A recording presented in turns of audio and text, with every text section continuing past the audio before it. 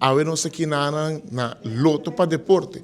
Nós vamos já bierna loto de el mini mega de 1.525.000 a cada ding.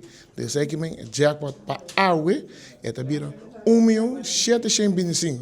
E check como para com a bierna, mas que dá gana de bem cobrele, lo qual que está ayer, pero ei, nós seguimos por você. Awe tá 1.725.000 nós sem chance de ganhar.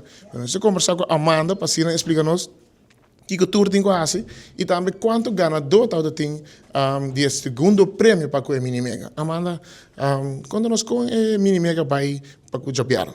Sí, está haciendo que sorteo, ya, ahí queda ding, entonces sé que me han ele vira 1.725.000 florin, pero estava tem 3 ganadores de segundo prêmio, assim tá o boteca tão bom, para não passa cobra o prêmio, e já, nós tem o jackpot de mini mega, tá na 1.125.000 florin, e com somente 2 florin mais, bota ganha 600.000 florin extra, que tá vira ora em total 1.7 plus milhão.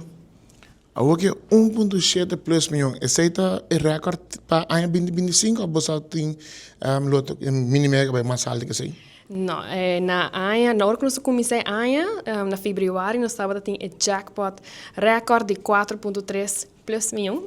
Esse é o recorde jackpot que nós temos ever. Dessa hora, por isso aqui está jackpot, o segundo bombisa mais alto de ano aqui.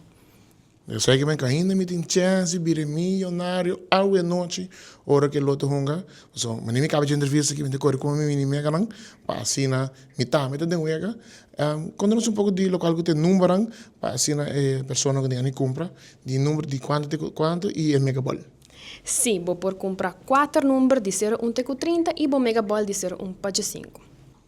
Ons Patrick Speed, compra você o mini mega, ranking me também compra o nome, bem que a minha filha placa para cima, é também para comprar de gel, pero me dá seguro que amanhã me dá para que check bonita assim, na minha mãe, assim, que não cobrando junto com minha amiga Amanda aqui na